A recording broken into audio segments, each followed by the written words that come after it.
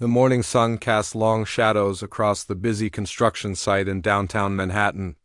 Steel beams rose high into the sky like metal trees reaching toward the clouds. Workers in hard hats moved around like ants, each knowing exactly what they needed to do. The sound of hammers, drills, and heavy machinery filled the air with a steady rhythm of progress. Marcus Webb stepped out of his black luxury car and looked up at what would soon become the new headquarters of Webb Industries. At 38 years old, Marcus had built his technology company from nothing into a billion-dollar empire. He was known for his sharp mind and even sharper business sense. Today he wanted to see how his building was coming along. The construction site was chaos to most people, but Marcus could see the order in it. Workers moved with purpose, following plans that would turn this empty lot into a gleaming tower of glass and steel. He walked carefully between the equipment, his expensive suit looking out of place among the dirt and noise. That's when he heard something that made him stop in his tracks. "Hey, Rodriguez, ¿puedes ayudarme con estas vigas?" Voice called out in perfect Spanish. Marcus turned to see a tall man in a yellow, hard hat talking to a worker near a pile of steel beams. The man looked to be in his 40s, with strong arms and weathered hands that spoke of years of hard work. A few seconds later, the same man was speaking to another worker in what sounded like perfect Chinese. He said, pointing toward the other side of the site. Marcus felt his eyebrows rise. He had studied some Chinese in college, and the man's pronunciation was flawless. Maybe it was just a coincidence, but then the man turned to a third worker and began speaking in what Marcus recognized as Arabic. The words flowed naturally, like water from a spring. The worker nodded and smiled, clearly understanding every word. Marcus found himself walking closer, drawn by curiosity. He pretended to examine some blueprints while listening to the conversation around him. Over the next 20 minutes, Marcus heard the same worker switch between languages like a master musician changing instruments. He spoke German to a group of European contractors, discussing technical details with ease. He switched to French when talking to a site supervisor from Montreal. He used Russian with a team installing electrical systems. He even spoke Portuguese and Japanese as the morning went on. Each time his accent was perfect. Each time the workers smiled and nodded, clearly comfortable with his communication. It wasn't just translation either. Marcus could tell the man understood cultural differences too. His body language changed slightly with each language, adapting to the social norms of each culture. Finally, Marcus's curiosity got the better of him. He walked directly over to the man, who was now checking something on his clipboard. "Excuse me," Marcus said. "I'm Marcus Webb, the owner of this building project." The man looked up and smiled warmly. His face was kind but showed the confidence of someone who knew his job well. "Nice to meet you, Mr. Webb. I'm Carlos Rivera, the construction foreman for this section." "I couldn't help but notice," Marcus said carefully, "that you speak quite a few languages." Carlos chuckled and set down his clipboard. 9, actually. "Picked them up over the years working with crews from all over the world. When you're trying to build something together, you need to understand each other." 9 languages? Marcus repeated, hardly believing it. Most people struggled with 2. English, Spanish, Mandarin, Arabic, Russian, German, French, Portuguese, and Japanese. Carlos listed them off like they were tools in his toolbox. Construction is a global business these days. Workers come from everywhere, and everyone brings their own skills and knowledge. Marcus stared at this man in the hard hat and work boots. Here was someone with a gift that universities spent years trying to teach their students.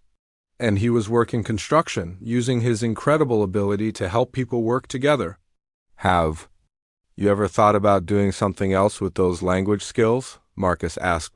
Carlos shrugged. "I like building things, always have. Languages just help me build better, work with more people." He paused and looked thoughtful. "Though I've always been curious about how communication works, how different cultures think. Even read some books about how aliens might communicate if they're out there." Something clicked in Marcus's mind. A crazy idea began to form, one that would change both their lives forever. 6 months had passed since Marcus Webb first heard Carlos Rivera speaking 9 languages on the construction site. The Webb Industries tower now stood proudly against the New York skyline, its glass windows reflecting the morning sun. But something even more amazing was happening inside the building. Carlos stood in front of a wall covered with computer screens, wearing a simple button-down shirt instead of his old work clothes. His weathered hands now moved across keyboards instead of handling steel beams.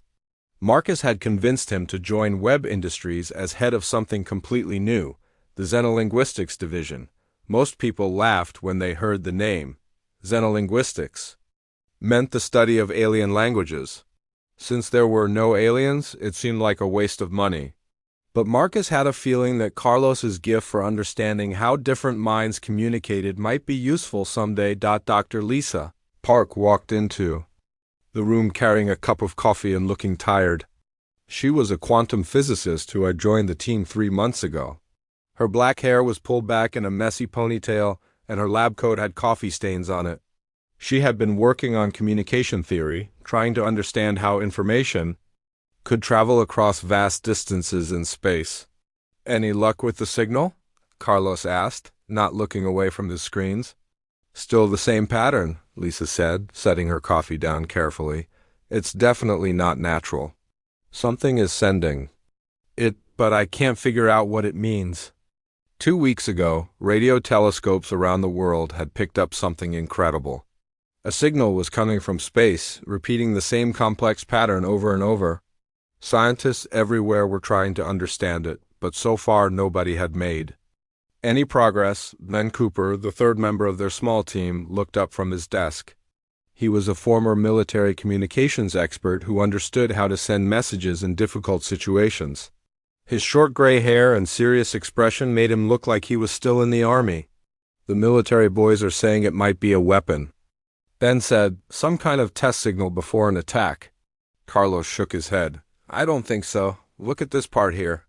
He pointed to a section of the signal displayed on his screen. "See how it repeats but with small changes? That's not how you test weapons. That's how you try to teach someone something." Lisa walked over to look at Carlos's screen. "What do you mean?" "Watch," Carlos said, his fingers moving quickly across the keyboard. In Mandarin, you change the meaning of a word by changing the tone. High tone, low tone, rising tone, falling tone. Same sound, different meanings. He played a recording of himself speaking Chinese words that sounded almost the same but meant completely different things. "Now look at this signal," Carlos continued.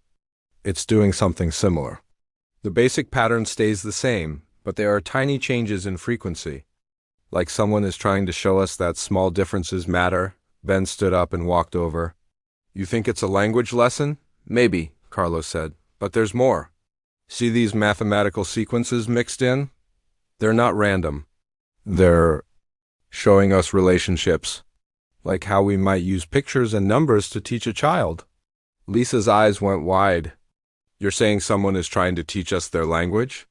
"I'm saying someone knows we don't speak their language yet," Carlos replied, "and they're being very patient about it." For the next 4 hours, Carlos worked with the signal like a puzzle.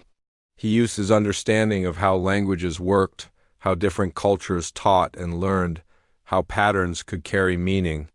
Slowly, piece by piece, he began to see something amazing. "Lisa, Ben, come here," Carlos called out. His voice was excited but also nervous. "I think I've got something." On his screen was a translation of part of the signal. It was simple, but clear. "Greetings from the Zephyrian Collective. We are friends. We wish to communicate. Do you understand?" The room fell silent. Lisa dropped her coffee cup, and it shattered on the floor. Ben's mouth hung open. Carlos stared at the screen, hardly believing what he had done. They were not alone in the universe, and somehow a construction worker from New York had just become the first human to understand an alien language.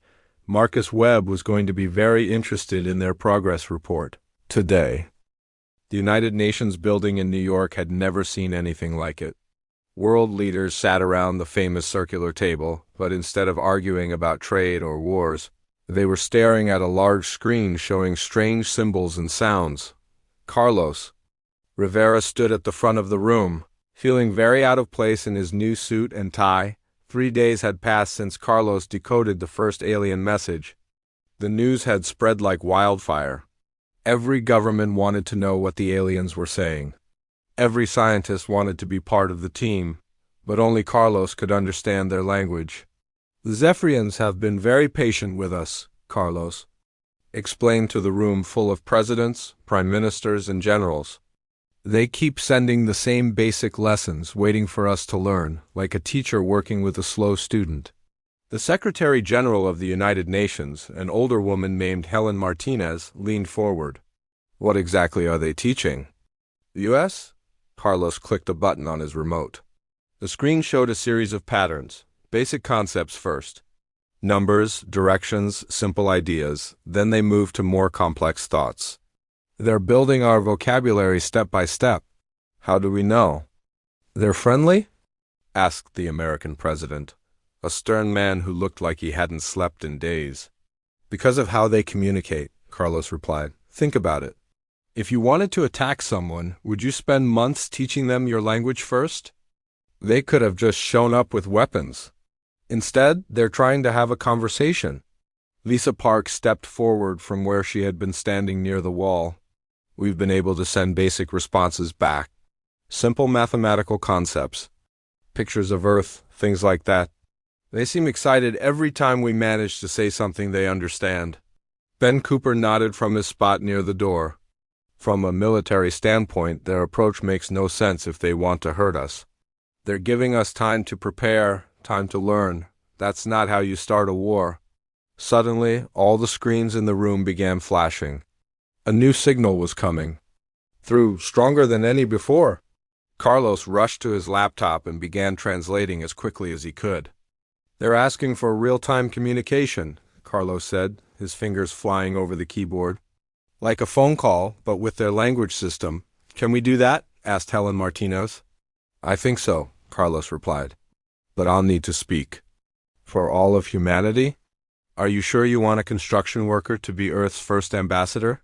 The room fell quiet. Then the president spoke up. You're the only one who can understand them. That makes you the right person for the job. Carlos took a deep breath and began typing. For the next hour, he had the strangest conversation of his life. He introduced himself and Earth to the Zephyrians. He learned that they were not just one species, but 12 different alien races working together in peace. The alien he was talking to called itself Kethver. It was amazed that humans could learn languages so quickly. Most species in their collective could only speak 2 or 3 languages in their entire lives. The fact that Carlos knew 9 was considered a miracle, but then Kethver shared news that made everyone in the room go cold. There is a great danger coming, Carlos translated as the alien's message appeared on screen. The Dominion Empire destroys worlds by taking away their ability to communicate. They have weapons that make people forget how to speak to each other. When people cannot talk, they cannot work together. When they cannot work together, they fall. The room erupted in worried voices. Carlos held up his hand for quiet and continued translating. The Dominion has conquered 47 worlds this way. They turn families against each other, make friends unable to understand each other. They are moving toward your part of the galaxy. We have been fighting them for 300 of your years, but we are losing. Helen Martinez stood up slowly.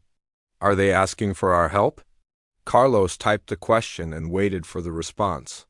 When it came, his face went pale. No, he said quietly. They're warning us. The Dominion will reach Earth in less than 2 years.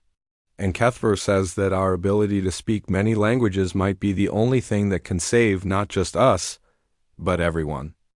The spaceship felt like a dream to Carlos. He floated gently in the zero gravity, looking out at the stars through a window that seemed impossible just a year ago. The Zephyrians had shared their technology to build Earth's first faster-than-light ship. Now Carlos was traveling to their homeworld, something no human had ever done before. Dr. Lisa Park floated beside him, her face pressed against the window like a child seeing snow for the first time. I still can't believe this is real, she whispered. Ben Cooper pushed himself along the wall. moving with the easy grace of someone who had adapted quickly to space travel. The military back home is going crazy trying to understand their technology, but I think they're missing the point. What do you mean? Carlos asked. This isn't about weapons or engines, Ben replied. It's about trust. They gave us the stars because they believe we can help them. 3 days later, they arrived at Zephyr Prime, the capital world of the Collective. Carlos had never imagined anything so beautiful.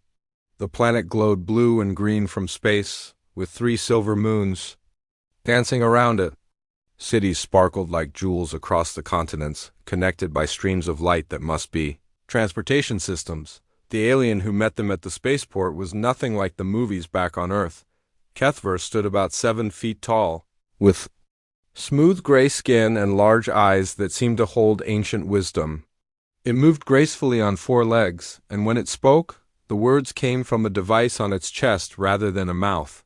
Welcome, Carlos Rivera of Earth, Kethver said through the translator. Your species brings hope to dark times.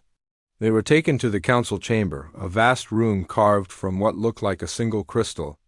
Representatives from all 12 species of the Collective sat in a circle.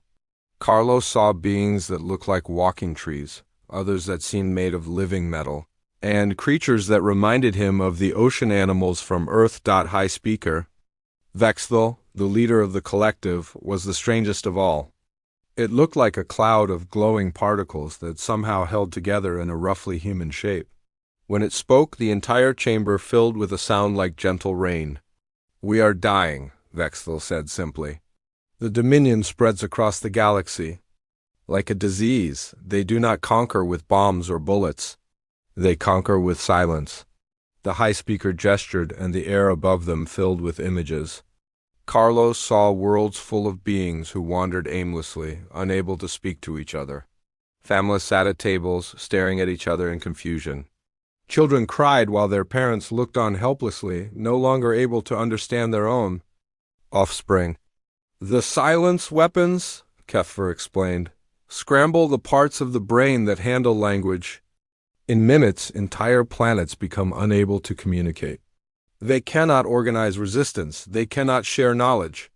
They cannot even ask for help. Carlos felt sick. How many worlds have they taken?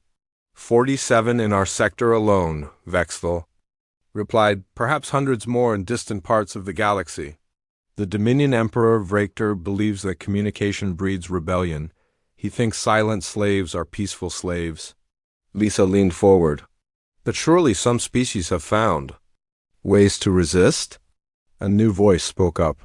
It belonged to a being that looked like a giant insect with beautiful rainbow wings. We are the survivors of the Crick system, it said sadly. My people once numbered in the billions. Now we are 3,000 refugees. The silence weapons destroyed us in less than 1 day. Ben's military training took over. What makes you think humans can help? We don't have any special weapons. Vexthal S particles swirled faster, showing excitement. Your species is unique. Most beings in the galaxy can learn 2, perhaps 3 languages in their lifetime. Even among the Collective, our best linguists rarely master more than 5. But humans like Carlos can learn many languages quickly and speak them perfectly. We have studied your brain patterns, Kethver added. Human neural pathways for language are unlike anything we have seen. You developed this ability through millions of years of tribal warfare and cooperation. You needed to communicate with enemies and allies who spoke differently. Carlos began to understand. You think our brains work differently enough that the silence weapons might not affect us the same way. More than that, Vexthal said. The glowing particles formed into the shape of hope itself. We think humans might be able to create communication systems that the Dominion cannot break. Your linguistic diversity could save us all? Outside the crystal chamber, the 3 moons of Zephyr Prime continued their eternal dance, unaware that the fate of the galaxy might rest on a construction worker from Earth. The hidden research station orbited a small moon far from any populated world. Carlos floated in the main laboratory, surrounded by the strangest team he had ever worked with. Alien scientists with tentacles instead of hands worked alongside. Humans with laptops. Beings made of crystal shared ideas with creatures that look like walking trees. 6 months had passed since Carlos first visited Zephyr Prime. Now he was leading the most important project in galactic history. They called it the Harmonic Resonance Network, but Carlos preferred to think of it as humanity's gift to the universe. The key is redundancy, Carlos explained to the mixed group of human and alien researchers. If the Dominion can break one language, we use 10. If they can break 10, we use 100. Dr. Amy Foster had joined the team 2 months ago. She was different from Lisa Park, more focused on practical applications than theory. Amy was a former Navy communications officer who understood how to make complex systems work in battle conditions. Her short blonde hair and no-nonsense attitude reminded Carlos of the construction supervisors he used to work with. "Show them the latest test," Amy said, pointing to a large screen on the wall. Carlos activated the demonstration. The screen showed a map of human neural pathways, the parts of the brain that handled language. Unlike the alien brain scans they had studied, human patterns were incredibly complex. Pathways twisted and connected in ways that seemed almost impossible. Human children learn their first language by creating thousands of tiny connections, Carlos explained, but we don't stop there. Every new language we learn creates completely new pathways. By the time someone speaks 5 or 6 languages, their brain looks like a city with multiple highway systems. A Zephyrian scientist named Morkith gestured with one of its 4 arms. "This is why the silence weapons fail against humans." "Exactly," Lisa said, floating over with her latest calculations. "The Dominion weapons are designed to scramble single pathways, but humans have backup systems for their backup systems. Carlos can lose his English and still communicate in Spanish, Chinese, or Arabic." Then Cooper pushed himself along the wall, carrying a prototype device that looked like a cross between a radio and a computer.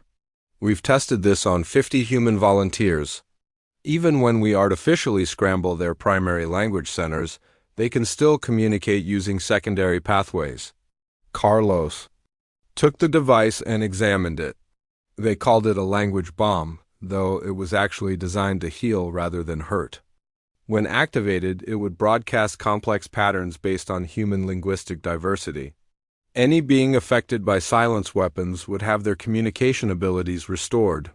"The network is the real breakthrough," Amy said, bringing up a new display. "Instead of relying on single communication channels, we create webs of connection.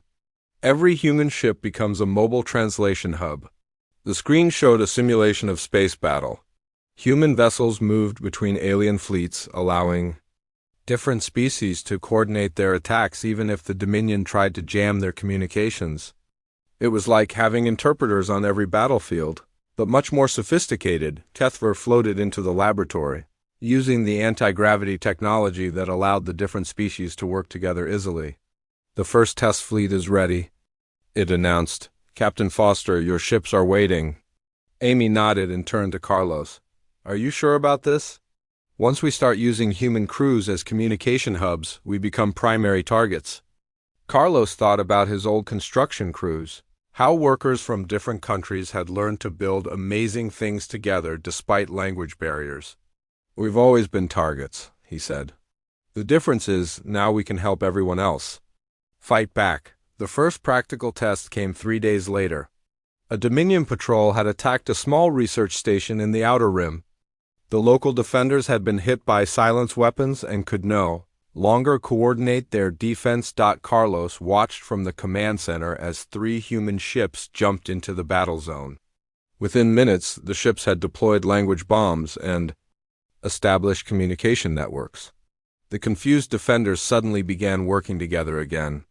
Their individual ships became parts of a larger plan. The Dominion patrol, used to facing silent and disorganized enemies, found themselves outmaneuvered by perfectly coordinated resistance.